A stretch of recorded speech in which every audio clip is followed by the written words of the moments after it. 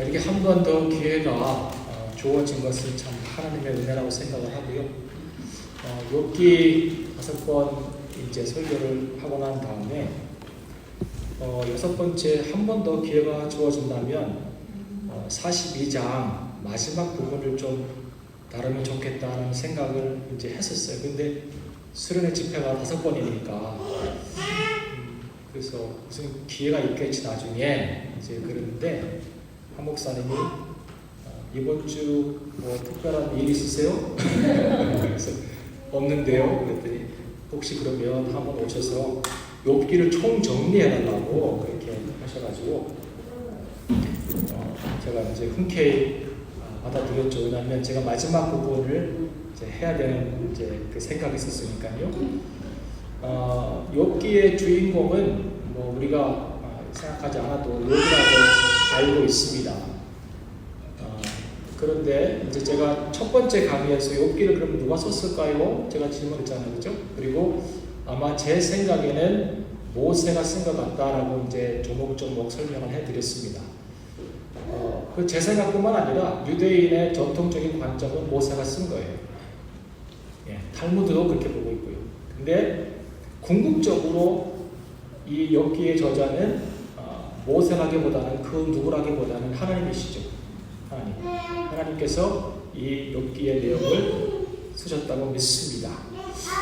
그런 시각에서 보면 42장 6절까지 딱 하고 욥기를 맞춰도 제 생각에는 별 큰 이유가 없을 것 같아요. 왜냐하면 욥이 하나님을 새롭게 만난 다음에 이전에는 귀로만 들었는데 이제는 하나님을 눈으로 봅니다라고 얘기했고 고백했고 자기가 그렇게 자기의 의로움에 빠져서 자기 의를 내세웠던 것을 회개하면서 그 글이 이제 맞춰지거든요. 그러면 여기까지 결말로 쳐도 저는 괜찮다고 봅니다.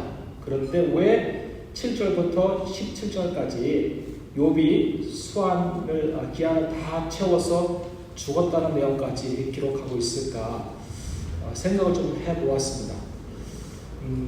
욥의 고난은 전문적인 용어로 욥의 고난은 liminal space였다고 저는 생각이 들어요. 갑자기 또 왜 또 liminal space를 얘기하시나 그럴 텐데 그 liminality 아니면 liminal이라고 하는 단어가 있어요. 영어에. 혹시 이제 아실지는 모르겠어요.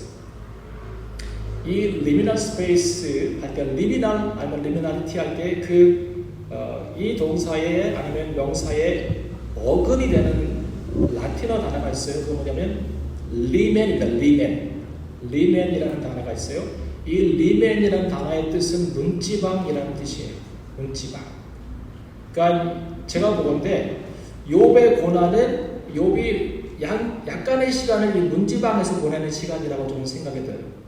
우리 옛날에 시골집 가면 방에서 또 다른 방으로 넘어갈 때 문지방이 있었잖아요. 그러니까 엄마들이 그걸 밟지 말라고 그런 얘기를 많이 했어요. 문지방. 그래서 이 liminal space는 어떤 한 공간과 또 다른 공간이 만나는 그 중간 지점입니다. 중간 상태 아니면 중간 지점이 liminal space예요. 제가 보건대 욥의 고난은 이 liminal space였다고 생각이 듭니다. 한 공간과 다른 공간 사이에. 심리학과 문화인류학 쪽에서는 이 liminal space를 전환기 또는 아니면 과도기라고 생각을 합니다. transition period. 그러니까 이제 어떤 것에서 어떤 것을 넘어가는 그 과도기 아니면 전환기라고 생각을 합니다. 예를 들면 졸업 같은 경우에 대학을 졸업하고 직장을 잡고 사회로 나아가야 되는데 이 시기에 있는 사람들이 liminal space를 살아가고 있는 거예요. 아니면 은퇴를 앞둔 분들 평생 일하시고 직장 생활을 그만두고 이제 은퇴한 다음에 새로운 계획을 세우는 그런 분들이 지금 liminal space를 살아가고 있는 거예요. 그래서 심리학과 문화인류학 쪽에서 보면 이 liminal space는 굉장히 불안하고 안정감이 없는 그런 시기라고 얘기를 합니다. 그럴 수 있어요. 그런데 이 liminal space를 공간 이론 쪽에서 그 space theory를 연구하는 사람들이 있어요. 공간 이론. 그 사람들은 이 liminal space를 두 경계가 만나는 공간으로 생각하고 있고 어떤 한 공간과 다른 공간을 연결하는 그런 스페이스라고 생각을 합니다. 예를 들면 복도. 학교에서 이렇게 교실과 교실을 연결할 때 복도를 지나가야 되잖아요. 그죠? 아니면 어떤 큰 건물, 회사 건물 안에 있는 그 로비 있잖아요. 그러니까 바깥세상에서 문을 열고 들어와서 내 사무실로 가기 이전에 있는 어떤 공간, 연결고리. 그래서 여기는 약간 완충지대라고 생각할 수도 있어요. 삶의 완충지대. 그게 이제 공간 이론에서 보는 리미널 스페이스입니다. 그런데 선교학은, 신학은 이 리미널 스페이스를 긴장의 공간이라고 봅니다. 긴장하는 공간. 약간 긴장이 있는 거예요. 예를 들면 우리가 구원받고 하나님의 백성이 되어서 하늘나라를 이미 맛보고 살죠. 그렇죠? 그렇습니까? 네, 그렇죠. 그런데 하늘나라가 왔습니까? 안 왔습니까? 아직 오지는 않았죠. 그러니까 우리가 성도로서 하늘나라를 생각하면 already 이미 이루어진 그런 상황도 있지만 아직 yet 오지 않은 상황의 긴장 상태에서 살아간다고요. 이게 성경에서 말하는, 신학에서 말하는, 성교학에서 말하는 리미널 스페이스입니다. 긴장 관계가 조금씩 있는 거예요. 그런데 이 리미널 스페이스에서 일어나는 일이 뭐냐면 새로운 변형과 창조적 결과가 나온다는 거예요. 일상생활에서는 우리가 일상을 살아갈 때는 변혁적인 일이 별로 일어나지 않아요. 그리고 신앙의 창조적인 일들이 별로 일어나지 않습니다. 근데 성도가 변혁을 경험하고 변화를 경험하고 영어로는 트랜스포메이션을 경험하고 창조적 신앙을 만들어가는 이 공간은 리미널 스페이스가 대부분이라는 거예요. 그러니까 욥이 이 리미널 스페이스에서 고난을 당하면서 하나님의 은혜를 새롭게 경험하고 변혁을 경험했죠. 그래서 전에는 들었지만 이제는 본다고 얘기를 하잖아요. 그래서 7절에서 17절까지 오늘 42장 7절부터 17절까지 기록하신 하나님의 의도가 있다면 그것은 뭐냐면 욥이 이 리미널 스페이스에서 믿음의 변혁을 경험했잖아요. 그러면 이 리미널 스페이스에서 있다가 거기서 고난을 통하여 믿음의 변혁을 경험한 욥이 그 다음 삶은 어떻게 살았을까를 얘기해 주기 위해서 이 마지막 부분을 저는 기록하고 있다고 봅니다. 자, 그러면 이거예요. 욥은 고난 당하기 전에 이 리미널 스페이스로 들어가기 전에 이미 그는 온전했어요. 온전했어요. 그죠? 그는 온전하고 정직하고 하나님을 경외하고 그리고 악에서 떠난 자라고 하는 엄청난 하나님의 평가를 받았죠. 온전한 자였어요. 그리고 이 리미널 스페이스를 지나면서 고난을 경험했고 거기에서 믿음의 변혁이 일어나고 전환점이 생깁니다. 그리고 거기를 통과한 다음에 문제방을 통과한 다음에 나왔을 때 그 이후의 삶은 어떤 삶이었냐면 완성된 삶이었다고 저는 생각을 합니다. 완성된 삶. 온전해서 완성. 숨 막히지 않으세요? 아, 숨 막혀요. 저도 이런 거 별로 안 좋아해요. 온전도 숨 막힌데 거기서 리미널 스페이스를 지나서 완성을 이루는 삶이라고? 그런데 별로 그렇게 걱정할 필요가 없어요. 이 완성된 삶이 우리가 생각하는 하나님같이 완벽한 삶이라고 생각하시면 안 되고 우리 삶 가운데 십자가의 삶을 살면 이 완성된 삶을 사는 거예요. 자, 과거에는 책의 형태가 딱 하나 있어요. 그것은 손으로 쓰든지 프린트해가지고 그 페이퍼로 된 종이를 엮어서 책을 만들었습니다. 근데 요즘 우리 시대에는 다양한 책들이 존재합니다. 이북이 있어요. 그리고 오디오북이고요. 비디오북이 있어요. 그런데 또 다른 책을 한 권 제가 설명해 드릴게요. 혹시 여러분들이 이런 용어를 들어보셨나요? Human Library. Human Library.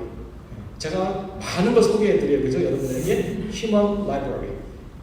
이 개념이 뭐냐면 한 사람을 책으로 보는 거예요. 한 사람의 책. 그래서 내가 나를 이 Human Library 시스템에 등록을 하면 그 도서관에 내가 책이 되는 거예요. 그래서 정기천이라고 하는 책을 읽고 싶은 사람이 나를 신청하면 내가 그 사람 만나야 돼. 그리고 그 사람이 질문을 통하여서 대화를 통하여서 인터뷰 형식을 통하여서 나를 읽어가는 거예요. 재밌죠? 예, 이미 이거는 그 스톡홀름에서 코펜하이겐이라고 하는 그 도시 시작됐는데 이미 전 세계 80개 나라에서 이것을 하고 있습니다. 굉장히 재밌는 거죠. 근데 매일 일상에서 일어나는 것은 아니고 어떤 기간이 있어요. 이 기간 동안 책을 빌리고 싶은 사람들은 책을 빌리세요. 그러면 그 신청한 사람이 그 책을 이렇게 선택해서 만나고 이야기하고 그 사람을 알아가는 것입니다. 욥은 그의 삶은 한 권의 책 같아요. 제가 보는데. 제가 얼마 전에 그 프라하 가가지고 다시 한번 이제 여러 곳을 이렇게 걸었어요. 그런데 프라하 성에서 이렇게 내려가면 아주 작은 골목이 있고 그 골목을 황금소로 고드레인이라고 하거든요. 거기 아주 아기자기한 상점들이 이렇게 있고 이제 그런데 거기 22번을 가면 굉장히 유명한 사람의 집입니다. 누구의 집인지 아세요? 프란츠 카프카. 예. 프란츠 카프카는 체코가 나온 굉장히 유명한 소설가이죠. 짧게 살았어요. 40년. 예. 위대한 사람들은 40년밖에 30년밖에 안 살아요. 그래서 저는 오래 살려고 위대하게 안 되려고 아주 마음을 단단히 먹고 있어요. 근데 이분이 책을 많이 썼어요. 근데 반사회적, 어떤 사회 고발적 책을 많이 쓰죠. 소설가인데 이 사람이 이런 얘기 했어요. 책은 우리 안에 얼어붙은 바다를 깨는 도끼와 같다.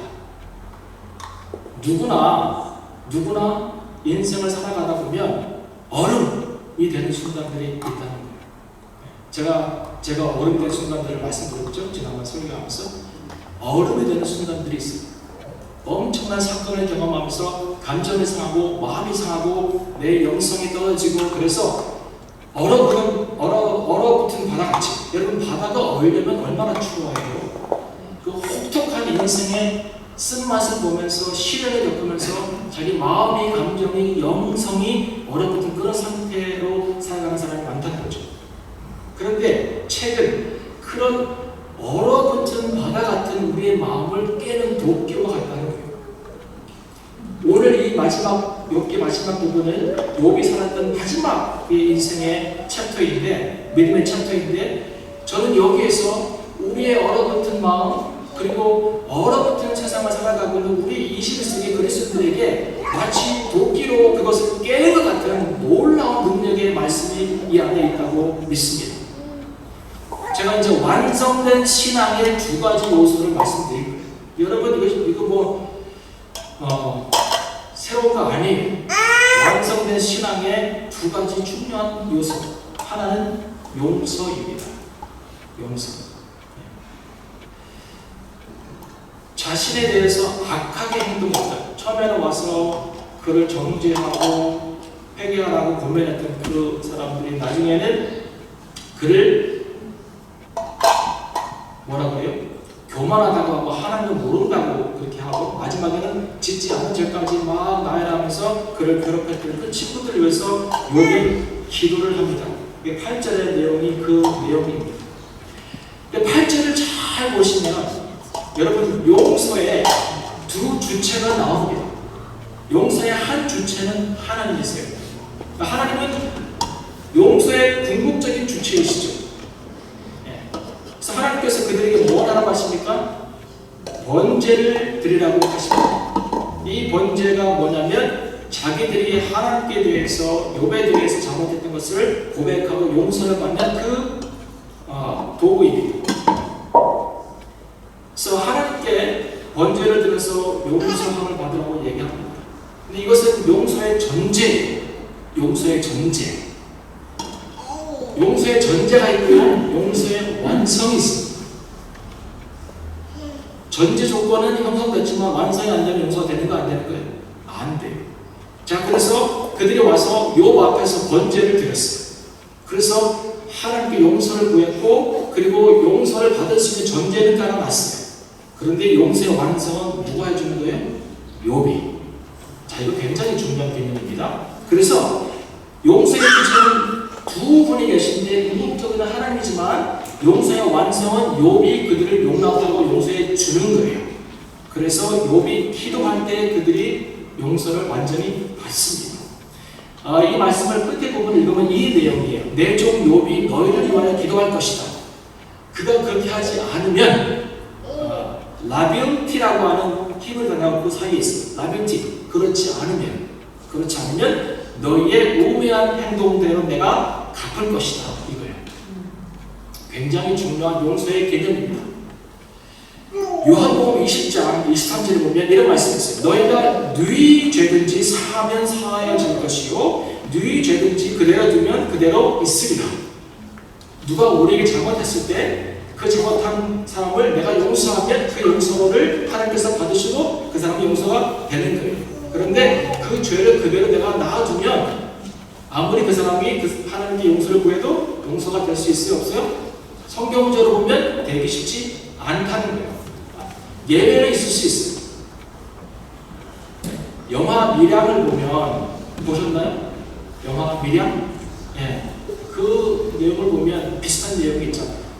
네, 시내라고 하는 그 주인공이 남편을 잃고 남편의 고향 밀양에 와서 이제 살게 되는데 그 아들이 살인자에게 죽잖아요.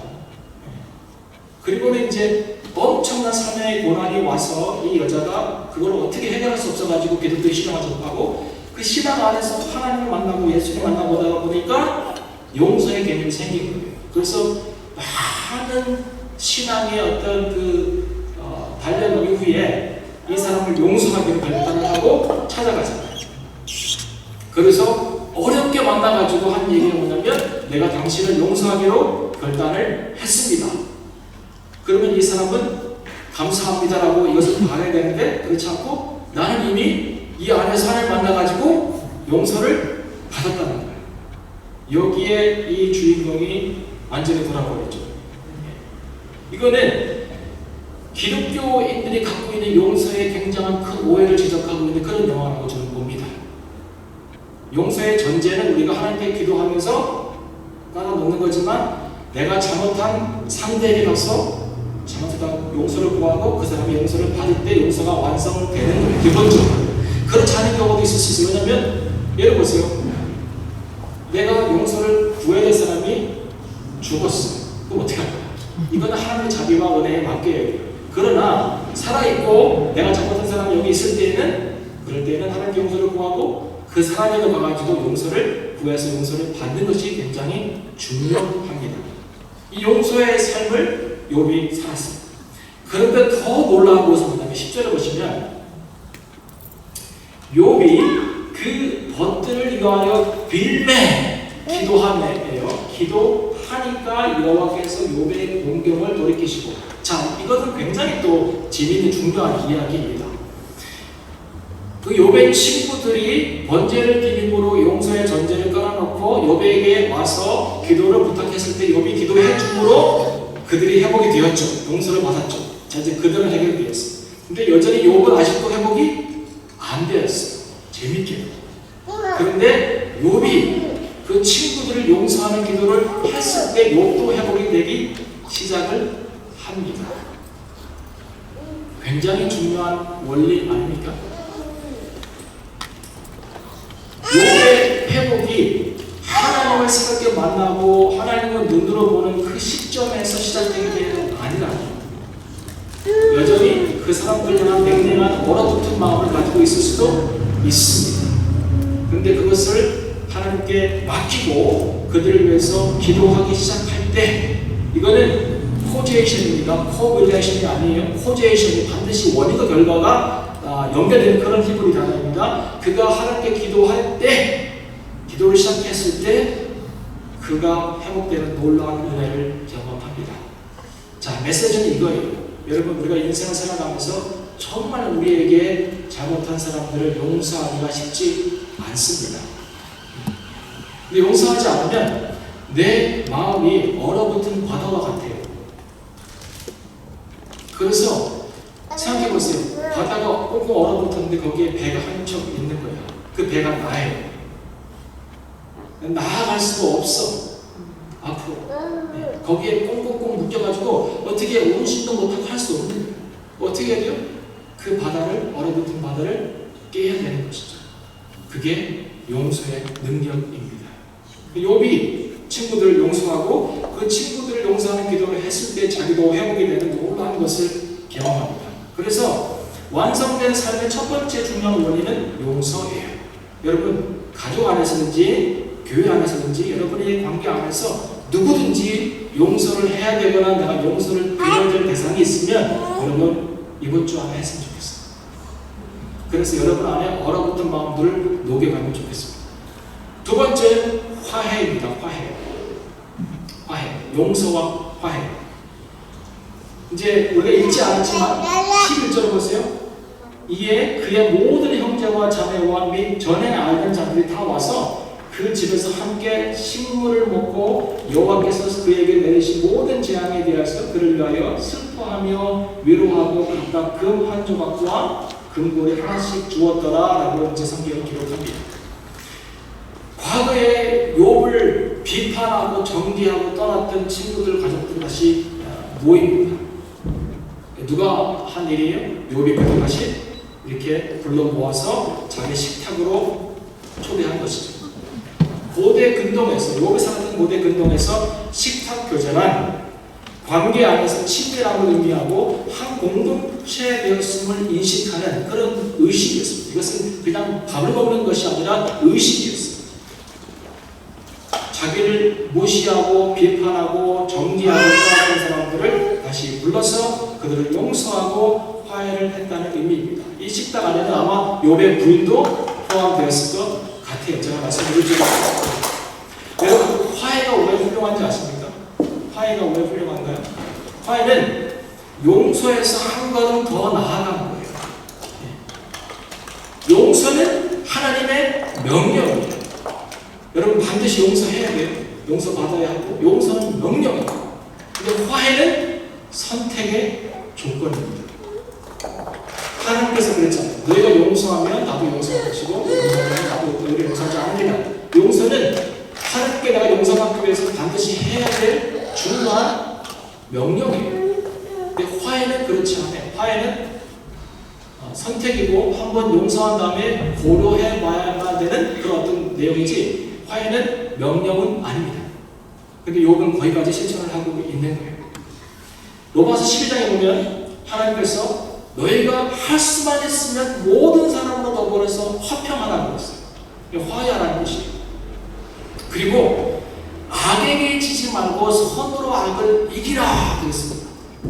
악에게 지지 말고 선으로 악을 이기라. 이 용서가 왜 대단하냐면 선으로 악을 이기는 거예요. 예, 그런데 그 다음 절에 이게 이제 12장 20절인데 21절에 어떻게 그러면 선으로 악을 이길 수 있는가에 대해서 설명을 합니다. 그 설명이 뭐냐면 내 원수가 주의거든 여기고 목마르거든 마시우게 하라라고 얘기하고 있어요. 선으로 악을 이기는 방법, 모든 사람과 더불어서 화해하는 방법이 뭐냐면 식탁 교제를 같이 하는 거예요. 그들을 불러서 그들을 먹이는 거예요. 그리고 교제를 하는 것이죠. 그들의 필요를 채워주는 거예요. 그리함으로 내가 숯불을 그 머리 위에 쌓아 놓으리라 그랬습니다. 너가 이렇게 화해하고 원수를 대접하고 식탁 교제를 초대하면 그러면 네가 그들 머리 위에 숯불을 쌓아 놓는 것과 같다는 거예요. 자, 숯불을 머리 위에 쌓아 놓는다는 무슨 말일까요?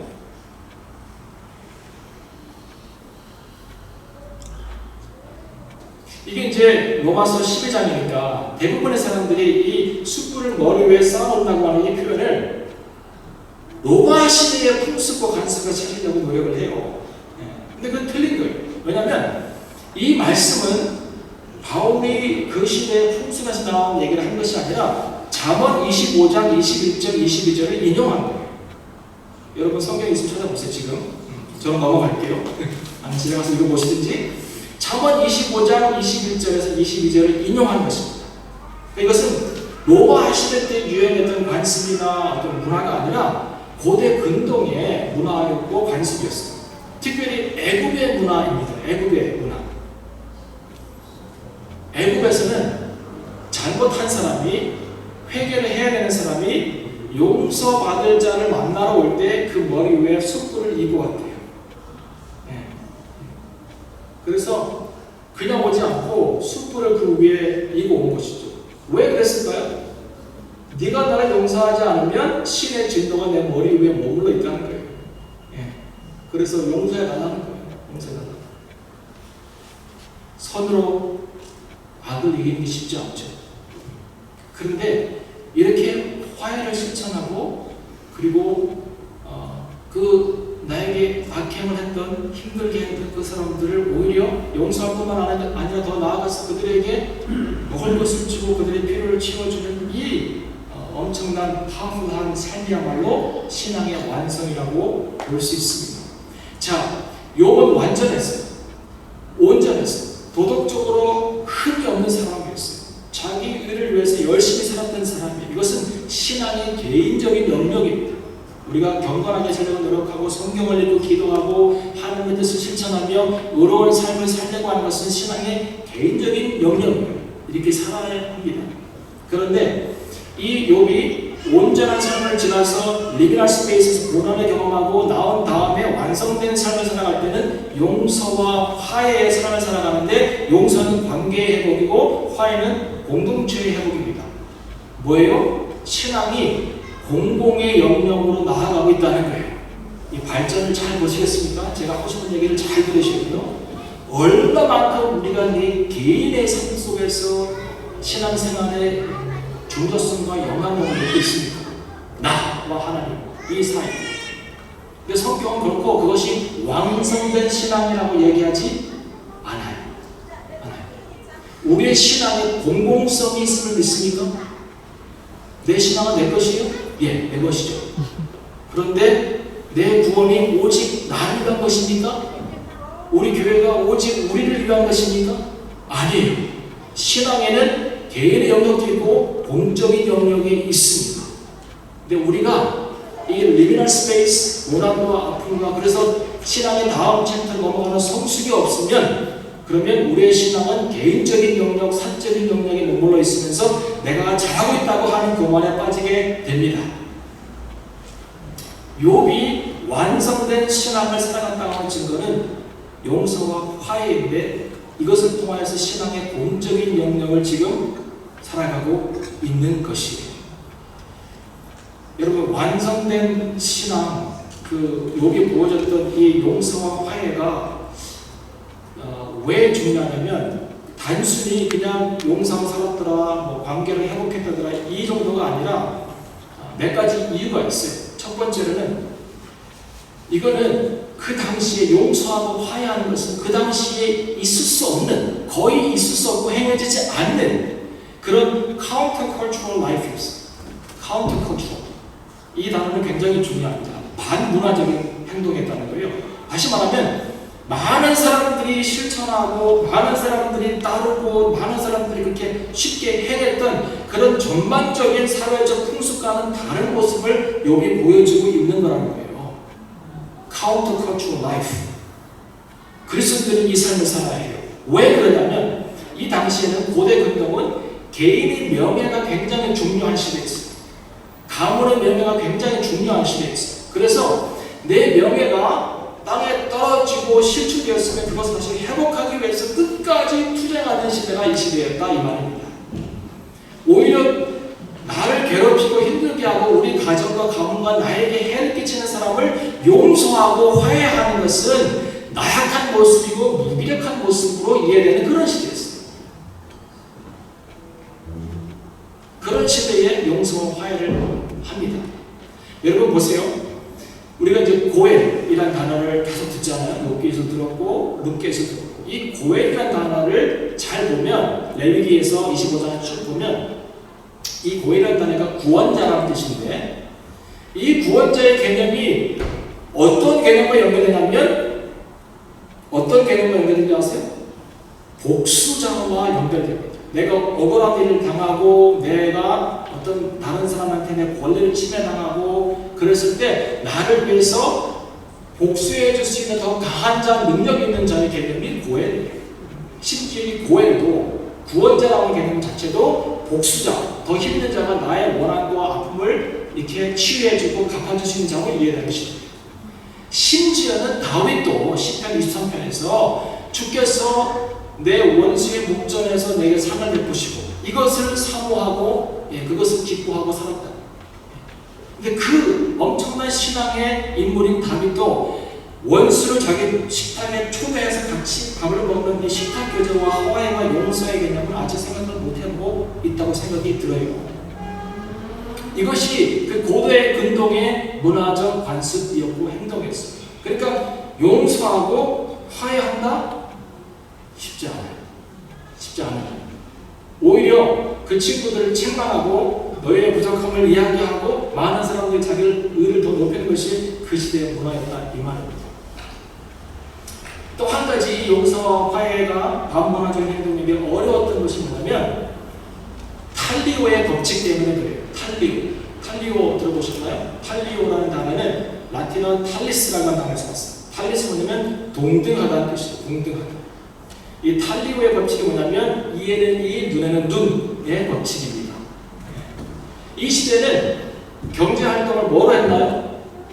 물물교환으로 했어요. 물물교환 때 가장 중요한 게 뭔가요? 등가 원칙입니다. 가치가 같은 것으로 바꾸는. 근데 이 등가 원칙, 탈리오 법칙이 그냥 단순히 경제활동에만 포함된 것이 아니라 사회의 법과 질서를 유지하는 데도 사용됐어요. 나를 공격한 자는 그것과 똑같은 방법으로 공격을 해주는 거예요. 속은 시원하겠죠, 그죠? 누가 나를 한 대 쳤으면 그 때린 그 부위 그대로 나도 한 대 치면 되죠. 속은 시원할 수 있어요. 근데 이 탈리오의 법칙이 복수에도 적용이 되어 있습니다. 특별히 여러분 기원전 18세기에 나왔던 함무라비 법전 보시고 모세 율법에도 보면 이 눈에는 늘 이에는 이 탈리오 법칙이 그대로 쓰여져 있습니다. 재밌게도 여러분 구약을 보면 특별히 민수기 또 이렇게 보면 출애굽기 또 레위기 보면 도피성 제도가 있어요. 도피성 제도.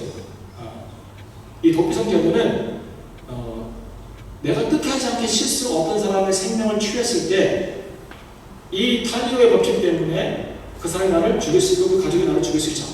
그래서 빨리 도망을 가야 돼. 가서 여기서 숨어야 돼. 이 도피성 제도를 왜 만들어 놨겠어요? 이런 율법적인 근거가 있기 때문에 만들어 놓은 거예요.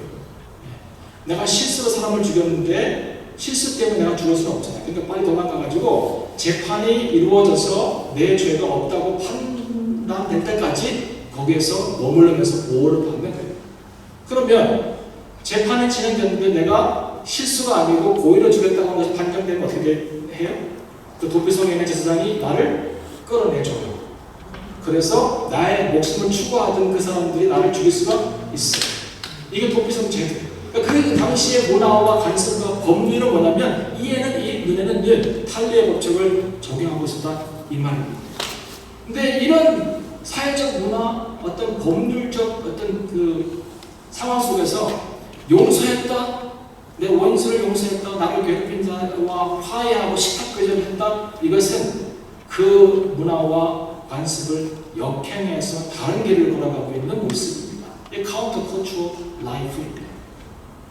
여러분 그리스도인들은 완성된 신앙을 살아가고 있는 우리는 카운터 컬처럴 라이프를 살아가는 사람들입니다. 여러분 우리가 보지는 않지만 이 세상에는 엄청난 거대한 악의 물결이 흘러가고 있습니다. 보이지 않지만 쓰나미와 같은 화려한 물줄기가 확 흘러가고 있다 이 말입니다. 근데 그 물줄기 가운데 우리가 있는 거예요. 신앙이 튼튼한 자는 서 있을 수 있겠고 더 튼튼한 자는 그 스트림을 어게인스트해서 올라갈 수 있겠죠. 약한 자는 떠내려갈 수밖에 없겠죠. 그러면서 시대가 이를 어쩔 수 없다고 이야기할 수밖에 없겠죠. 적당히 타협할 수도 있겠죠.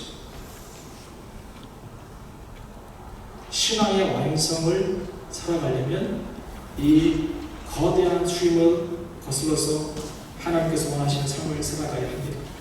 부패한 사회 속에서 정직할 수 있어야 돼요.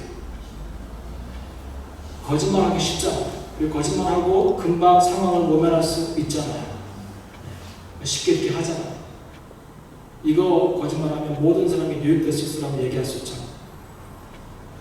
브라이버리 받을 수 있잖아요. 뇌물 받을 수 있잖아요. 정직하라는 거예요. 하나님은. 물질 사회 속에서 그 물질 때문에 다른 사람 버리고 그것만 따라갈 수 있잖아. 그런데 성경은 이타적인 섬김의 삶을 살라고 이야기합니다. 폭력적인 문화에서 비폭력적인 평화를 추구하는 거예요. 그 아이가 맞고 오면 속상하죠? 근데 그 아이가 다른 때린 아이에 대해서 폭력적으로 대하지 않은 것에 대해서 칭찬해줘요. 네, 칭찬해줘요. 하나님 닮아가는 모습입니다. 복수가 대세인 사회 속에서 용서하며 모든 것이 상대적인 그런 사회 속에서 진리를 붙잡고 살아갈 수 있는 이 모습, 이게 countercultural life입니다. 그러니까 이 논리적 어떤 발전을 보셔야 돼요. 단지 용서하고 화해했다 그래서 나도 용서하고 화해해야지, 이게 저의 설교의 핵심이 아니라는 것을 아셔야 돼요. 그러니까 용서와 화해가 얼마나 그 시대와 문화 속에서 어려웠는지. 그렇지만 그 문화적, 관습적, 규범적인 것을 포기하고 하나님의 거룩한 뜻을 따라서 countercultural life를 살려고 노력했던 욥을 보는 게 중요하다 이 말입니다. 다니엘 참 훌륭한 사람인데 이 countercultural life를 살 수 있는 방법이 딱 하나 있어요. 뜻을 정해야 돼요. 뜻. 바벨론 포로로 끌려갔어요. 그런데 끌려가 봤더니 좀 똑똑하다고 대우를 잘해줘요. 예? 왕족 로열 스쿨에 집어넣고 막 좋은 음식들 주고 막 좋은 선생님 붙어가지고 막 그러면 여러분 같은 어떻게 야 하늘이 무너져도 솟아날 구멍은 있구나. 내가 이제 이 대제국 바벨론에서 중요한 사람이 될 거야 하면서 음식 주는 대로 먹고 공부 시키는 대로 공부하고 이런 거 얼마나 좋아. 출세해가지고 야 포로로 끌려온 뜻이 있었네 정말 이렇게 할 수 있잖아. 근데 다니엘은 뭐해요? 뜻을 정해요. 뜻을 정하고 그 왕이 주는 음식을 안 먹기로 결단하고 채식만 합니다. 왜 안 먹었을까요? 내 생각에는 우상에게 드려졌던 음식 같아요. 내가 안 먹겠다는 거예요. 근데 하나님의 보호하심이 있잖아. 뜻을 정하고 그걸 안 먹고 하니까 지혜는 더 뛰어나고 얼굴에 윤기는 더 있고 그런 거예요. 그리고 좀 더 성경이 진행되면 다니엘 6장에 보면 다니엘이 그 왕의 총애를 받고 전국에서 바벨론 제국에서 가장 높은 사람이 되잖아요. 그때 시기하는 사람이 얼마나 많겠어요. 그래서 이 다니엘을 끌어내려고 다니엘이 했던 모든 일들을 다 조사를 합니다. 장부도 찾고 뭐 해가지고 다 하는데 성경에 보니까 부패한 것이 없고 틈이 없더라. 와. 그 엄청난 제국을 다스리는 그리고 승진해 가는 과정 가운데서 아무런 자국도 없고 틈도 없고 흠도 없고 요만한 것도 나오지 않는 거예요. 그래서 뭘 해요? 얘를 죽이려고 30일 동안 절하지도 말고 기도하지 말라고 하는 법령을 내리게끔 하잖아요. 근데 거기에 굴해요 안 해요? 굴하지 않죠. 우리 같으면 그래야 다니엘 아이고야 이 평생을 그 수고했다요. 30일 휴가 어디 조용하고 시원한 데 가서 차 한 잔 마시면서 아메리카노 한 잔 마시면서 이렇게 30일 있다 보면 이건 끝나고 또 나는 기도하면 돼. 저가 아마 늘 하는 방법일 수도 있어요. 그거는. 그런 식으로 살아왔어요. 나는. 내가 보니까. 그런데 다니엘이 그렇게 하지 않아요. 그날도 집에 와서 열린 창은 왜 열어? 창을 안 열었으면 안 열릴 거 아니에요. 창을 열고 하루에 몇 번? 3번. 한 번만 조용하게 하면 되는데 3번.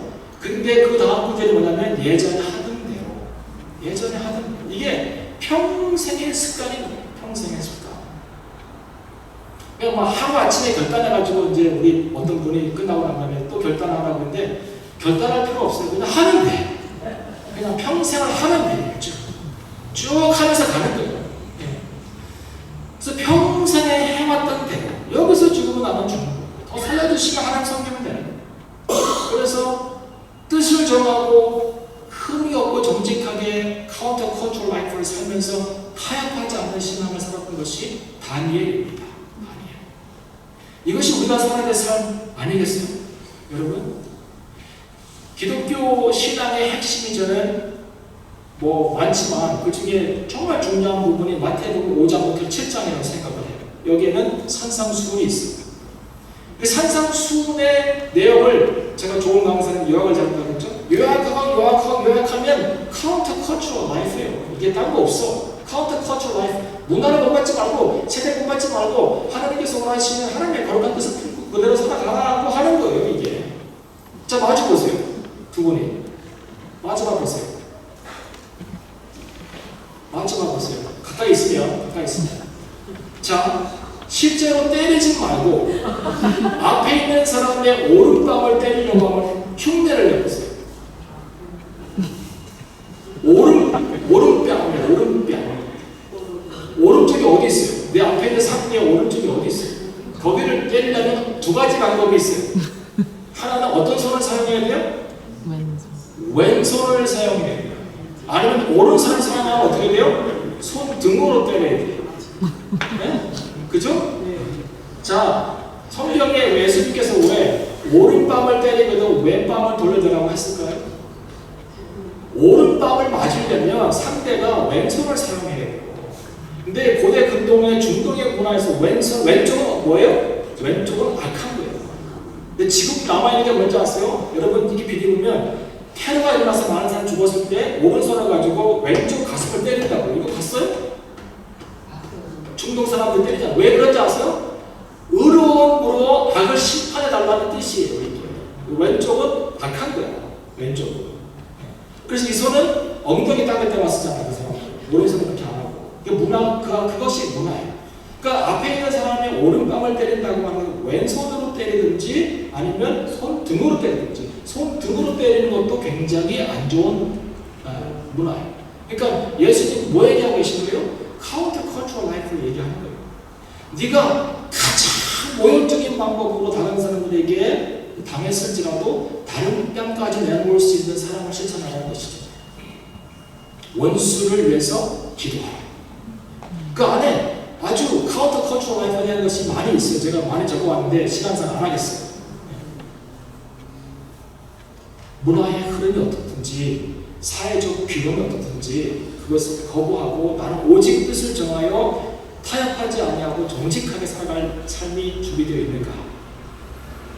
또 한 가지 카운터 컨트롤 라이프가 여기에 기록되어 있어요. 우리가 읽지는 않았는데 재미있게도 아들들의 이름은 기록되지 않았는데 딸들의 이름이 기록되어 있어요. 이건 굉장한 거야. 그 시대에.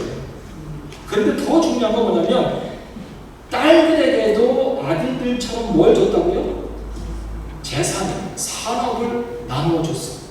아니, 우리나라도 한 20년 전까지만 해도 딸들은 유산을 안 주는 시대였잖아요.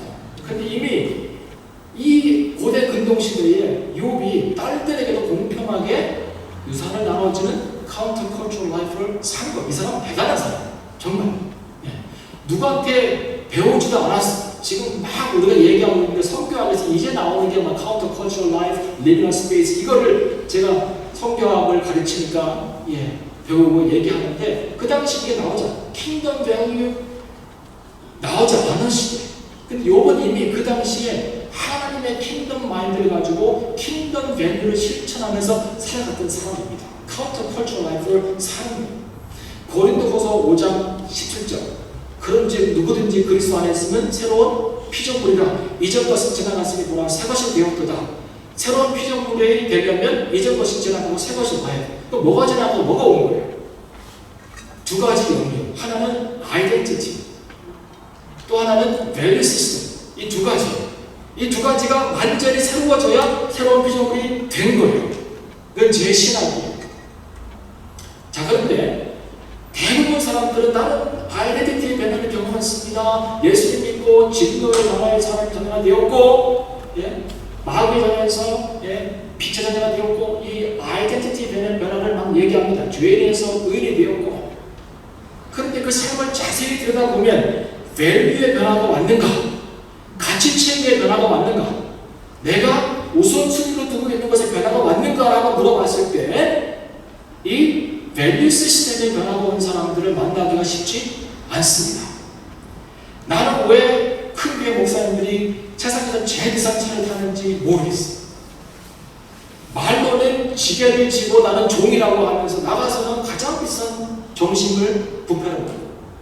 이게 뭐예요? 이게 밸류 시스템의 변화가 온 거야, 안 온 거예요? 그 쇼하는 거예요, 쇼. 물론 저도 그 쇼에 포함될 수 있겠습니다만은 쇼하는 사람. 기독교는 전반적으로 다 쇼하고 있는 거예요. 하나님 입장에서 보면 또 쇼하네. 이 예배가 쇼 같아요. 여러분 화려한, 제가 대형교회를 가보면 비판하는 것은 아니고 엄청 정말 예배를 너무 잘 준비했어요. 이렇게 찬양대가 찬양하면 배가 막 울려 이렇게 심장이 울려. 그 세미한 그 엘토, 소프라노, 테너 베이스가 다 들리면서 얼마나 전문적으로 하는지 몰라요. 최신전 찬양 잘했습니다만. 네. 그리고 막 디지털 기계를 사용해가지고 뒤에 너무 화려하고 예쁘고 아주 흠잡을 데 없는 예배를 드리고 있는데 그 안에 하나님의 능력이 경험되고 있는가? 우리 예배 가운데 주의 성령이 운행하고 있는가를 생각해 봐야 합니다. 밸류 시스템의 변화가 안 오면 아직 안 되는 거예요. 아직 안 되는 거예요. 내가 오늘 무엇을 추구하고 있으면 내 생명 우선순위가 무엇인지를 한번 생각해 봐야 돼요. 심각하게 고민해 봐야 돼요. 이 욥이 누가 가르쳐 주진 않았지만 킹덤 마인드를 이해하고 킹덤 밸류를 실천한 사람, 그 당시에 이 딸들을 이퀄하게 대우하는 이것은 있을 수 없는 일, 있을 수 없는 일. 아무리 깨어있다고 할지라도 의인이라고 할지라도 이렇게 할 수 없는데 그 삶을 살아갑니다. 카운터 컬처럴 라이프. 여러분 우리도 세상이 무엇을 요구하든지 우리에게 어떤 요구를 해 오든지 간에 노하고 뜻을 정하고 카운터 컬처럴 라이프를 살 수 있어야 합니다. 또 한 가지는 욥은 제사상 제도가 없는 그 시대에 제사상적인 삶을 살아갑니다. 욥은 하나님과 그 친구들 사이에서 중보자 역할을 했습니다. 하나님과 친구들 사이에서 하나님과 자기를 떠났던 욕하고 떠났던 사람들 사이에서 중보자 역할을 했습니다. 욥의 용서가 없으면 용서받지 못하는 사람 가운데 사람들에게 하나님의 용서를 전달해 줍니다. 이게 제사장의 삶입니다. 그래서 욥이 기도했다, 친구들 위해서 했을 때 그 기도했다는 단어가 팔랄이에요. 팔랄. 히브리어로 팔랄입니다. 이 팔랄의 용례를 제가 궁금해가지고 여러분을 대신해서 찾아봤습니다. 그랬더니 대부분의 용례가 뭐냐면 중보했다예요. 중보기도했다. 이런 거예요. 모세가 이스라엘 백성들을 끌고 나와가지고 광야에서 그동안 여행할 때 얼마나 힘들었어요. 뭐 한 발짝 가면 불편, 두 발짝 가면 불편. 목회자가 힘들어요 진짜. 여러분이 한마디 하면 60, 70개의 불평이 그날 오는 거예요. 거기다가 이메일까지 보내는 사람이 있어요. 영국은 진짜 그 앞에서 하는 이메일 하여튼 그렇게 불평을 많이 하니까 하나님도 모세 도와주기를 작정을 하시고 다양한 징계를 내리시죠. 민수기 11장에 보면 불을 내리세요. 불이 확 내려가지고 이 진의 한 구석을 막 태우니까 또 얘네는 급하면 또 모세에게 달려가요. 모세요 기도해 주세요. 그래서 11장 2절에 민수기 11장 2절에 백성이 모세에게 부르짖음에 모세가 여호와께 기도하니 불이 꺼졌더라. 중보한 거예요. 제사장적인 역할을 그가 한 거죠. 민수기 21장에 여호와께 기도하여 그러니까 이제 또 불평하니까 하나님 불뱀을 보냈어요. 이 불뱀이 뭐 불나는 용이 아니에요. 비너머스. 그러면 독을 푸는 거예요. 독을 풀면 독사들이 와가지고 막 무니까 죽어가니까 여호와께 기도하여 이 뱀들을 우리에게서 떠나게 하소서. 그래서 모세가 백성을 해서 기도하매 이때도 이 기도가 팔라인데 중보기도 한 겁니다. 이 기도했다라고 하는 단어를 조금 더 이렇게 뭐랄까요? 조금 더 재미있게 아니면 깊게 이해하려면 시편 106편을 펴보시면 돼요. 시편 106편을 펴보세요. 시편 106편 23절을 보시면 그러므로 여호와께서 저희를 멸하리라 하셨으나 이게 뭐냐면 이제 금송아지 만들어가지고 우상 숭배할 때 그때의 내용이에요. 그 택하신 모세가 어디에요? 그 결렬된 중에서 그 앞에 서서 그 노를 돌이켜 멸하지 않게 하였도다. 굉장히 중요한 것 같아요. 지금 하나님과 그의 백성 사이가 깨져 있는 거예요. 결렬됐다고 하면 브리치라고 영어 나왔는데 깨져 있는 거예요. 관계가 깨져 있는 거예요. 그 깨진 관계 안으로 하나님의 진노가 막 몰려오는 거예요. 그런데 그 앞을 자기가 막아서서 기도함으로 중보의 역할을 감당하고 있는 거예요. 마치 화해를 실천하는 사람에게 그 죄인이 숯불을 머리 위에 입고 오면서 하나님의 진노가 우리 머리 위에 있으니 나를 용서하고 화해합시다라고 하는 것처럼 지금 모세가 그 앞에서 하나님의 몰려오는 진노를 막아서서 중보하고 있는 거예요. 이게 자성적인 삶이에요. 욥이 기도했던 것은 뭐냐면 그의 용서의 기도를 통하여서 욥이 하나님의 진노를 막고 이 세 친구들이 하나님의 은혜를 입는 역할을 한 거죠. 또 하나 재밌는 부분을 봅시다. 에스겔 22장. 에스겔 22장을 펴보시면 22장 30절. 이 땅을 위하여 성을 쌓으며 성 무너지는 데를 막아서서 나로 멸하지 못하게 할 사람을 내가 그 가운데 찾다가 얻지 못함으로 내가 내 분을 그 위에 쏟으며 내 진노의 불로 멸하였다. 하나님의 진노와 하나님의 멸망의 불이 지금 준비되어 있었는데 그 멸망의 불과 하나님의 진노가 떨어지기 전에 성 무너진 데, 공동체 가운데 무너진 데가 있을 거 아니에요. 그 무너진 공동체 사이에서 서서 제사장처럼 중보하고 기도하고 그래서 하나님의 진노를 돌이킬 수 있는 사람을 찾았는데 찾지 못했다는 거예요. 욥 같은 의인이 없었다는 거예요. 아브라함 같은 의인이 없었다는 거예요. 중보하는. 욥이 왜 훌륭한지 아세요? 그냥 용서하고 화해한 게 아니라 카운터 컬처럴 라이프를 개인적으로 살 뿐만 아니라 더 나아가서 공동의 영역에서 하나님의 진노를 막아서도 그 진노가 임하지 않고 오히려 그들이 하나님의 은혜를 입게끔 제사장의 역할을 잘 했다는 것입니다. 제사장의 삶.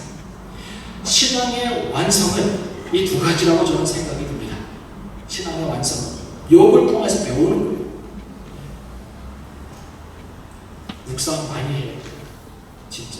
그냥 성경을 표면적으로 읽지 마시고 묵상 많이 해요. 묵상이 영어로 뭐예요? 메디테이션. 이 메디테이션하고 비슷한 단어 하나 있어요. 뭔지 아세요? 메디케이션. 메디케이션은 뭔지 아세요? 약이에요. 묵상은 뭐예요? 그냥 생각하는 거죠. 깊이 생각하는 것이죠. 메디케이션은 메디카티오라고 하는 단어에서 왔고 메디테이션, 메디카티오라고 하는 단어에서 왔어요. 그런데 이 두 단어의 어근은 똑같아요. 메디, 중재하다, 치료하다.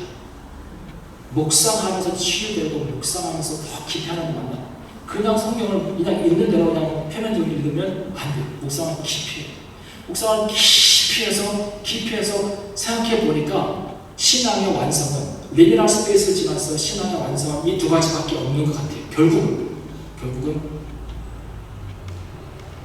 카운터 컬처럴 라이프와 내 삶의 주변을 들어보고 내가 그들을 위해서 제사장의 삶을 살아주는 거예요.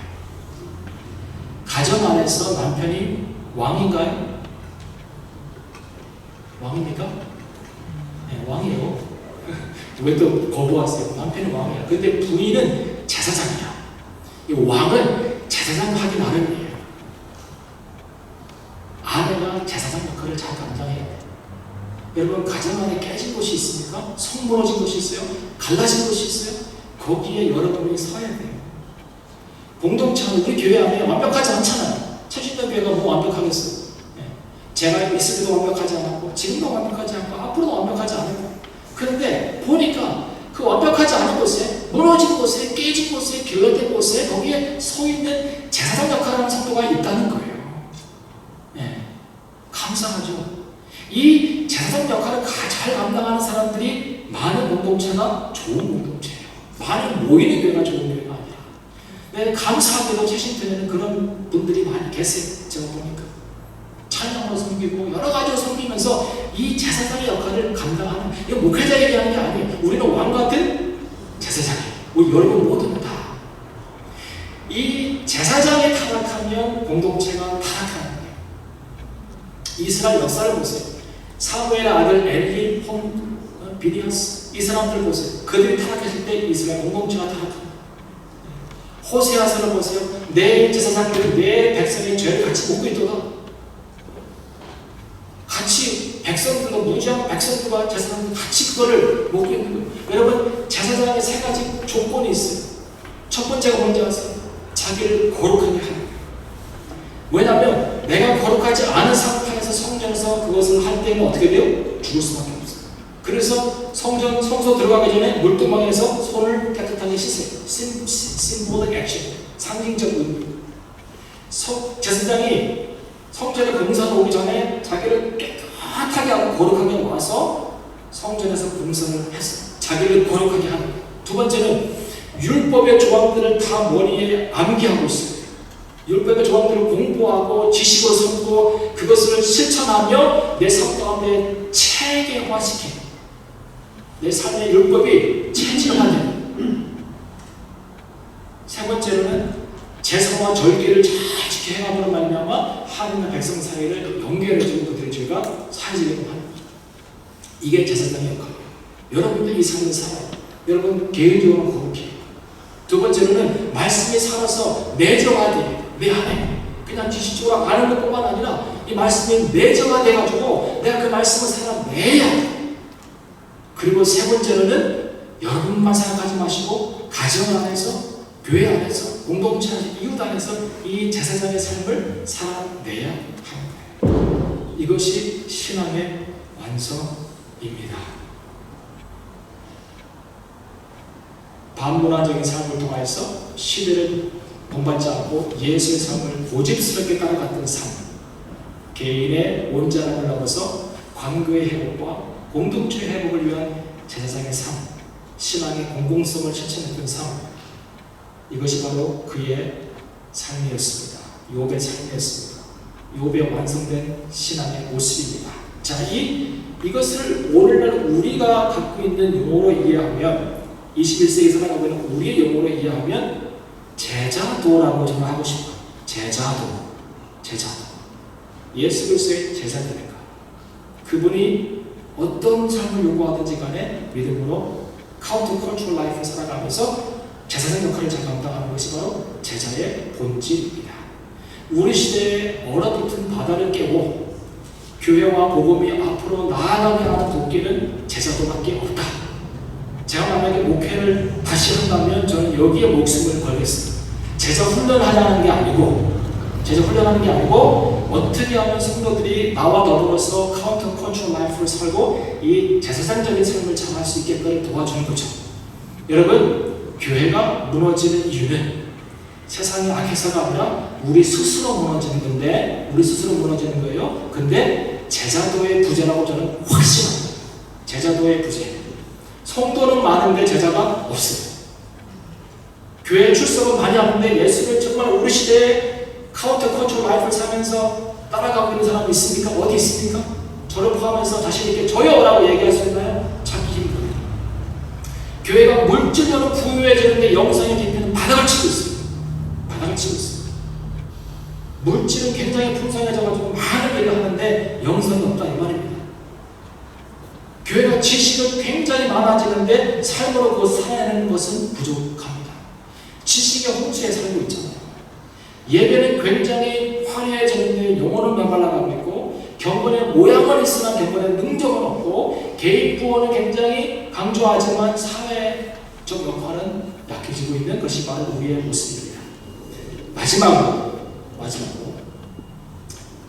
엘리바스가 욥에게 23장 15절에 네가 악인의 밟던 옛적 길을 지키려느냐 하고 했어요. 제가 설교했죠, 그죠? 네가 악인들이 밟고 있는 그 옛적 길을 그대로 지키려느냐 라고 물어봅니다. 이 옛적 길의 영어 표현은 old path.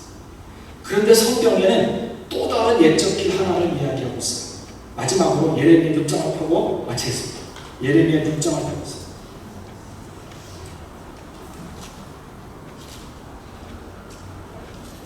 예레미야 6장 16절을 보시기 바랍니다.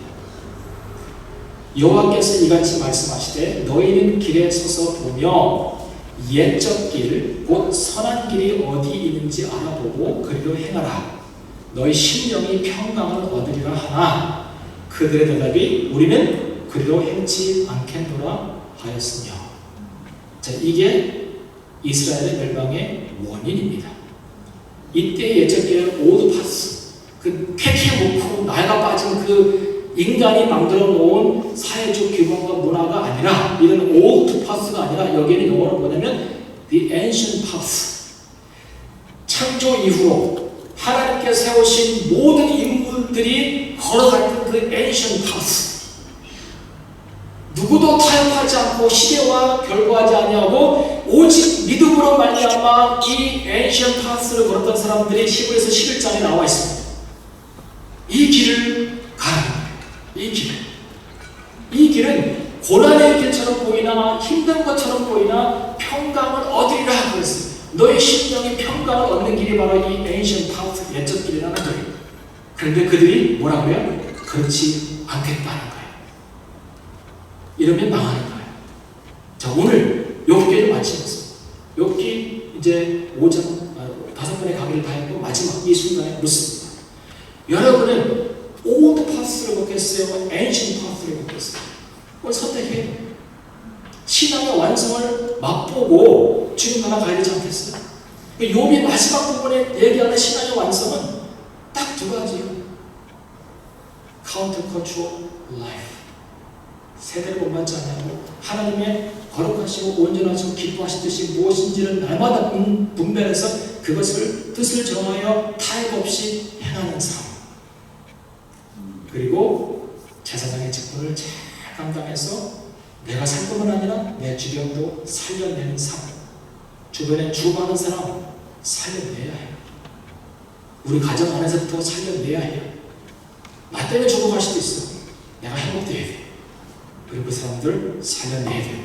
우리 신앙 공동체 안에 죽어가는 사람 내가 제사장의 직분으로 살려내고 하나님의 진노가 임하지 않고 하나님의 사랑과 은혜가 임하도록 내가 중간에서 중보자 역할을 해야 돼요.